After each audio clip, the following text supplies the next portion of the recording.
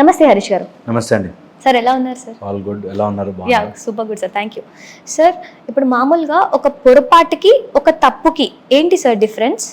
Yeah తెలియక చేసి ఎప్పుడైనా బై మిస్టేక్లో జరిగిపోయినది పొరపాటు, రిపీటెడ్గా జరుగుతోంది తప్పు, తెలిసి చేస్తే పాపం.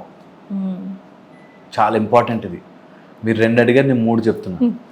తెలియక ఎప్పుడైనా జరిగిపోయింది, బై మిస్టేక్ అవుతుంది. మనుషులం అందరం పొరపాట్లు చేస్తాం. ఒకటి అనుకుంటాము, బట్ ఇంటెన్షనల్లీ అయి ఉండకపోవచ్చు, జరగచ్చు తప్పులు. ఎవరైనా చేస్తారు. రిలేషన్షిప్స్లో గనక పొరపాట్లుంటే క్షమించవచ్చు. ఎప్పుడైనా తెలియక జరిగింది పొరపాటు, ఏ పొరపాటైనా 2 సార్లు మ్యాక్సిమం. బికాస్ పాత అలవాటు ఉండుంటుంది, ఆ అలవాటులో పొరపాటు జరగచ్చు. పొరపాటు దాటి తెలుస్తోంది అది, అయినా చేస్తున్నాడు తప్పు. కంప్లీట్గా తెలిసి స్పృహ ఉండి చేస్తున్నారు, అది పాపం. ఓకే, సో అందుకని రిలేషన్షిప్స్లో మాత్రం పొరపాట్లను క్షమించవచ్చు. తప్పుని ఒకసారి మందలించో, తప్పుకి సంబంధించిన సామదాన భేద దండోపాయాలు వాడుకోవచ్చు. ఒకవేళ తెలిసి చేస్తే ఇంకా వదిలించుకోవడమే నయం. ఇది రిలేషన్షిప్లో నువ్వు ఎలాంటి దానికి తీసుకున్నా సరే, రిలేషన్షిప్ సంబంధించి ఫైనాన్షియల్ మ్యాటర్స్ కానీ, రిలేషన్షిప్కి సంబంధించిన మనుషుల మధ్యలో బంధము గురించి కానీ, లేకపోతే ఎనీవేర్ వాట్ ఎవర్ అందులో ఫ్యాక్టర్స్ తెలియకుండా జరిగిపోతే క్షమించవచ్చు ఒకసారి. 2 సార్లు మ్యాక్సిమం. దాన్ని దాటాక కూడా వాళ్ళు అదే చేస్తున్నారంటే they are intending to do it. Okay, so కొంతమందికి ఏమవుతుందంటే తప్పు చేస్తారు, తర్వాత రియలైజ్ అవుతారు, అరే నేను చేశానే అని చెప్పి. చేసేటప్పుడు కూడా తెలుస్తుంది వాళ్ళకు కొంచెం, అది ఇలా చేస్తే వాళ్ళు బాధపడతారేమో అని. కానీ సమ్ ఫ్యాక్టర్స్ వల్ల, కొంత అలవాటు వల్ల, కొంత పర్లే నేను ఎక్స్ప్లెయిన్ చేసుకుంటాను, ఇది చెయ్యడం ఇప్పుడు కరెక్టేలే అని తప్పు చేస్తారు. నేను ఒక ఎగ్జాంపుల్ చెప్తే అర్థమవుతుంది. ఒక ఆయన వాళ్ళ వైఫ్కి తెలియకుండా కొంత డబ్బు తీసుకెళ్ళి ఫ్రెండ్కి ఇచ్చాడు. వాడు కొంచెం ఎగ్గొట్టేశాడు. నెక్స్ట్ టైంకి వాళ్ళ వైఫ్ చెప్పింది, అట్లా ఎవరికి ఇవ్వద్దు అట్లాగా డబ్బులు, నువ్వు ఎవరికి ఇచ్చినా కూడా డబ్బులు వెనక్కి రావు, మోసపోతావు. రెండోసారి ఆమె ఇట్లా అంటదని తెలిసి వాళ్ళ ఫ్రెండ్ అడిగితే చెప్పకుండా ఇచ్చేశాడు. ఓకే, సమ్హౌ అది ఏం కాదు, వచ్చేస్తుంది, ఒక 2 రోజులు అడ్జస్ట్మెంట్ అనే దాంట్లో ఇచ్చాడు. నేను ఇచ్చేస్తారా 2 డేస్లో అన్నట్టు. అప్పు ఇద్దామని కాదు, దాంట్లో ఏదో వడ్డీ వస్తుందని కాదు, ఇస్తాడులే ట్రాన్సాక్షనల్ అన్నట్టు. నేను చెప్పాను కదా నీకు ఇవ్వద్దని, అయినా ఇస్తున్నావేంటి అని అది తప్పు కింద మారింది. ఇప్పుడు పొరపాటు, మిస్టేక్ ఇచ్చాను, వాడు ఇస్తాడనుకున్నా ఇవ్వలేదు, ఆ పొరపాటు కాస్త తప్పుగా మారిపోయింది. ఇంకొంతమంది ఉంటారు, కావాలని డబ్బుని వ్యసనము కోసము, జూదము కోసము, దేనికో దాంట్లో ఇన్వెస్ట్ చేస్తున్నాం అనే దాంట్లో అన్ని రాంగ్ సైడ్లు పెట్టేసి అవగాహన రాహిత్యంతో అది పోతుంది అని తెలిసి కూడా చేస్తారు. అది పాపం.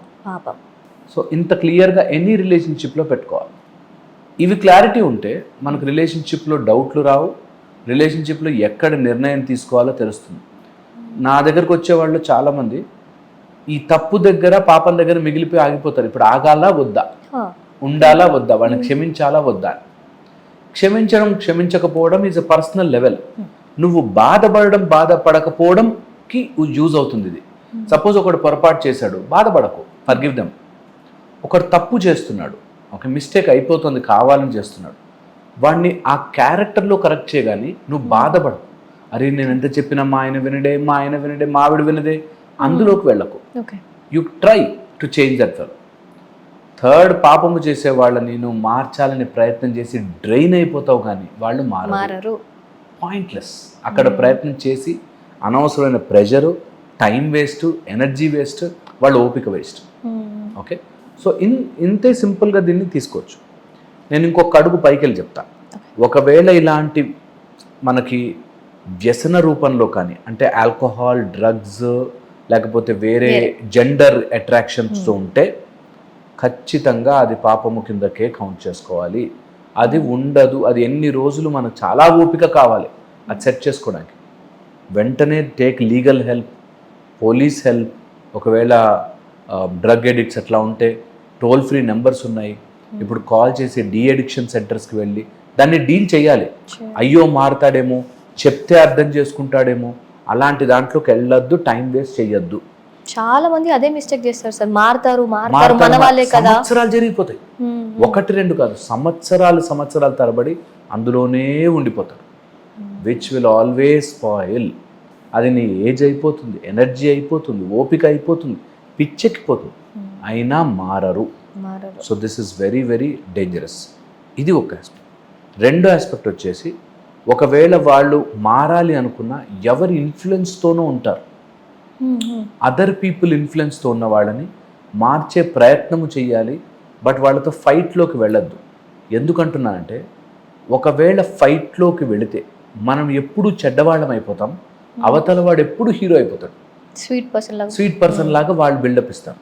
సో అందుకని తప్పు చేస్తున్నారు, నేను తల్లిదండ్రులకు చెప్తాను మాట, తప్పు చేస్తున్నాడు కొడుకు కూతురు, తప్పు దారిలో పడ్డారు, వీళ్ళు వాళ్ళని కరెక్ట్ చేసే దాంట్లో కోపం చూపించి, అగ్రెషన్ చూపించి, కొట్టి రూమ్లో బంధించి చేస్తారు. దానివల్ల అవతల వాడు హీరో అవుతాడు, మీరు విలన్ అయిపోతారు. సో వాళ్ళు తప్పే, వాళ్ళు చేసేది ఇంటెన్షనల్లీ పాపమే, అయినా సరే దానిని కరెక్ట్ చేసే విధానం should be soft and cool. లేకపోతే ఇరుక్కుపోతారు. ఎంతోమంది ఫ్యామిలీస్ వస్తారు నా దగ్గరికి, ఏదో వేరే మ్యారేజ్ చేసుకున్నారని, లేకపోతే డబ్బులు ఎందులోనో పెట్టేస్తున్నాడు బెట్టింగ్ యాప్స్ అని, కులాంతర వివాహాలని, లేకపోతే మతాంతర వివాహాలని, ఇలా డిఫరెంట్ స్టోరీస్తో వస్తారు. ఏది వచ్చినా వాళ్ళ మీద కోపం చూపించి పగ పెంచుకుని వాళ్ళతో ఫైట్ చేస్తే అల్టిమేట్లీ మిగిలేది మీరు చెడ్డగా విలన్గా, అవతల వాడు మోసం చేసేవాడు హీరోగా మిగులుతాడు. నిజమే సార్, ఎప్పుడు అది. సో అందుకని పొరపాటు, తప్పు, పాపం, ఈ మూడింటిని డిఫరెన్షియేట్ చేసుకోవాలి. అందులో రిలేషన్షిప్స్లో పక్కా ఓకే. ఎవ్వరూ కూడా 5-6 సార్లు బై మిస్టేక్ చేశారు, 5-6 సార్లు జరుగుతోంది, అది ఇంటెన్షనల్.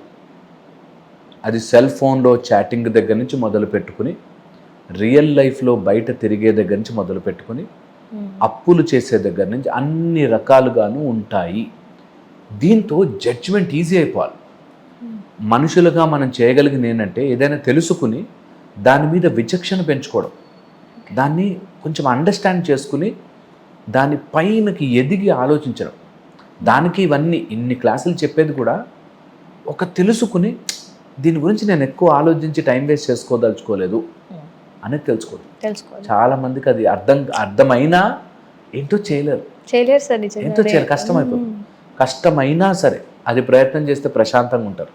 చాలా మంది ఇట్లా ట్రస్ట్ చేసి అరే మారుతారు అని ఒకటి, అరే వీళ్ళు ఏం సరేలే మన వాళ్ళే కదా అని ఒకసారి ఇట్లా లైట్ తీసుకుంటారు చాలా మట్టికి. చేసి చేసి చేసి మోసపోతాం. అండ్ స్టార్టింగ్లో అలాంటివి వదిలేస్తే, ఒక చోట పొరపాటు జరిగింది, మనం అప్సెట్ అయ్యాము అని తెలియకపోతే అది వాళ్ళు గ్రాంటెడ్గా తీసుకుంటారు. అది వాళ్ళు take it for granted. Next time మళ్ళీ చేసుకో, మళ్ళీ చేసుకో, నువ్వు ఫస్ట్ టైం వినలేదా, సెకండ్ టైం వినలేదా. ఎప్పుడైనా తప్పుని, ఒక పొరపాటుని చెప్పాలి, దిస్ ఇస్ నాట్ రైట్, ఇది చెయ్యకూడదు, ఇది చేస్తే నాకు నచ్చట్లేదు అనే బౌండరీ క్లియర్గా గీయాలి. చాలామంది చేయరా పని. ఒకసారి తప్పు జరిగిపోయింది, ఫోన్లే సరే చూద్దాంలే, ఇక మారతాడులే, నమ్మరమ్మా. నేను చెప్తాను ఒక ఎగ్జాంపుల్. ఎంగేజ్మెంట్ నుంచి మ్యారేజ్ లోపల 100 గొడవలు, డబ్బుల కోసము, లేకపోతే కట్నం కోసము 100 గొడవలు. అయినా పెళ్ళయ్యాక మారతారులే అని. ఎలా మారతాడు? నీకు ఇంకా ఎంగేజ్మెంట్ అవ్వగానే నీకు కట్నం కోసం వేధింపులు చేస్తుంటే వాడు పెళ్ళయ్యాక ఎలా మారిపోతాడు? ఛాన్సే లేదు కదా. ఎంగేజ్మెంట్ అయ్యి ఒక అతను ఆ కాబోయే భార్య పార్టీకి తీసుకెళ్ళి అక్కడ ఇన్సల్ట్ చేసి, నువ్వేంటి ఇట్లాంటి బట్టలు వేసుకొచ్చావు, నీకేం బుద్ధి ఉంది, నీకేంటి ఇదే అంటే, అయినా పెళ్లి చేసుకున్నాం. సో నీకు రెడ్ లైట్ కనిపించిన చోట, ఆ రెడ్ ఫ్లాగ్ కనిపించిన చోట స్టాప్. చాలామంది చేయరు. ఆ పొరపాటు దగ్గర వాళ్ళు ఏం కాదులే అని వదులుతారు. అది తప్పుగా మారి, పాపముగా మారి మననే చంపుతుంది. సో అందుకని బీ వెరీ కేర్ఫుల్. దీనిలో ఈగోలోకి పోకూడదు, అమాయకత్వానికి పోకూడదు. You should be decisive in your life. నీ లైఫ్లో ఏ నిర్ణయం అయినా నీకు తగ్గట్టుగా ఉండాలి. ఎవడినో సాటిస్ఫై చేయడానికి ఉండద్దు. ఇంతవరకు వచ్చేసింది కదండి, ఎవరేమైనా ఏమైనా అనుకుంటారేమో అని పెళ్లి చేసిన వాళ్ళు ఉన్నారు. చాలా మంది సార్, అంటే నిజంగా సొసైటీ కోసమే ఎక్కువ మనం బతుకుతున్నట్టు అనిపిస్తుంది. వాడెవరో అనుకుంటారని కూతుర్ని తీసుకెళ్ళి అట్లాగా, కొడుకుని తీసుకెళ్ళి ఇట్లాగా ఎందుకు చేస్తారమ్మా అంటా నేను. ఎవరెవర్ తెలియకుండానే సొసైటీ ప్రెషర్ వల్ల, ఫ్యామిలీ వాళ్ళు ఏమనుకుంటారు అనో పొరపాట్లను వదిలేస్తాం. అది కాస్త పెద్దగా మారిపోతుంది. దెన్ అది టార్చరస్గా మారుతుంది లైఫ్లో. సో వెరీ కేర్ఫుల్ రిలేషన్షిప్స్లో ఉన్నప్పుడు. ఆ సందర్భాన్ని బట్టి ఆ ఆలోచించే విధానం మారాలి, అర్థం చేసుకోవాలి ఎక్కడ మనం బిహేవ్ చేయొచ్చు. అది రూడ్గా అవసరం లేదు తెలుసా. తప్పు నువ్వు చెప్పాలి అంటే అరుచుకునో కొట్లాడుకునో కాదు, చాలా క్లియర్గా విత్ బౌండరీ క్లియర్గా చెప్పచ్చు. వాళ్ళు మారట్లేదు అని తెలిసినప్పుడు సెన్సిబుల్గా ఆలోచించవచ్చు. ఇంకా మారనప్పుడు నేను అనవసరంగా దీనిలో ప్రొసీడ్ అవ్వను, అట్లీస్ట్ ఇక్కడ నేను ప్రెషర్ పడను అని తెలుసుకోవాలి. చాలామంది చెయ్యరు, సఫర్ అవుతారు. సార్ ఇలాంటి మిస్టేక్స్ని మనం క్షమించవచ్చు అనడానికి అంటే ఒక 2-3 ఎగ్జాంపుల్స్గా ఇవి క్షమించండి, ఏ మాత్రం క్షమించొద్దు అంటే ఎలాంటి వాటి గురించి చెప్తారు? చాలా ఇంపార్టెంట్ చెప్తాను నేను. వాళ్ళకి సంబంధించింది మీరు క్షమించవచ్చు. చాలా మటుకు నాకు నేను ఫ్యామిలీ గొడవలు వచ్చినప్పుడు అతను బాధ్యత తీసుకోడండి, ఖాళీ కూర్చుంటాడు, నేనే అన్నీ చూస్తున్నానండి, ఎంత తప్పండి అట్లాగా అంటారు. అతను ఖాళీగా కూర్చోవడం ఈజ్ నాట్ యువర్ ప్రాబ్లం. నువ్వు ఎక్కువ వర్క్ చేస్తున్నావు నీ ప్రాబ్లం. ఓకే, సో అవతల వాడు రిలాక్స్డ్గా మెల్లిగా నెమ్మదిగా వాడు పనులు చేసుకుంటున్నారు, is not a problem. Okay, ఇంకొకటి వాళ్ళు ఎర్న్ చేసుకుని వాళ్ళ పరిస్థితుల్లో వాళ్ళు డీల్ చేసుకుంటున్నారు. ఆ ప్రాబ్లమ్ని మనం కరెక్ట్ చేయాలని, అది తప్పని అనుకోకూడదు. 99% రిలేషన్షిప్లో ఇవే ఉంటాయి.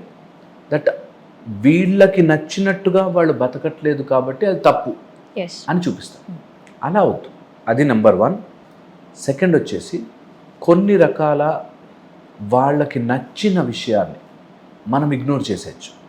వాళ్ళకి ఇష్టం ఆ పని చేయడం, వాళ్ళకి చాలా ఇష్టం. ఇప్పుడు ఒక అతను చూసాను నేను, ఫ్రెండ్స్తో వీకెండ్ ఎంజాయ్ చేస్తాడు. ఆ ఎంజాయ్మెంట్లో ఒక 10-15 వేలు ఎక్స్ట్రానే ఖర్చు పెడతాడు. బట్ హీఈస్ ఎర్నింగ్ అంతా.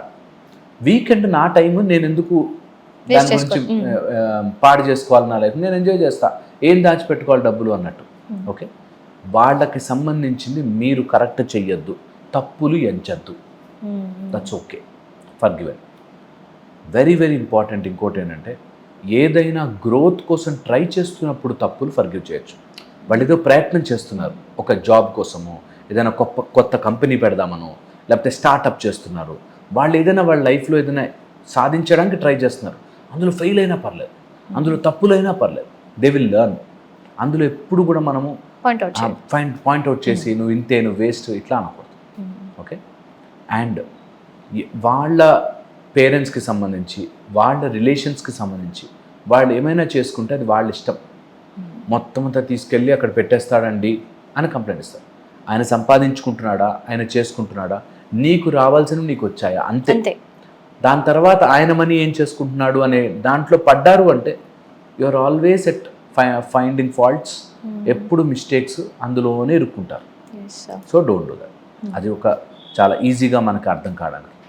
అండ్ ఇంకొన్ని పాయింట్స్ ఉన్నాయి వేర్ ఇలాంటి తప్పులు వదిలేయచ్చు, ఫర్గివ్ చేయొచ్చు అండి. 1 is వాళ్ళ natural day to day life ప్యాటర్న్ని డిస్టర్బ్ కాకుండా వాళ్ళు రిలాక్స్ అయినా, వాళ్ళు ఎంజాయ్ చేస్తున్నా ఓకే.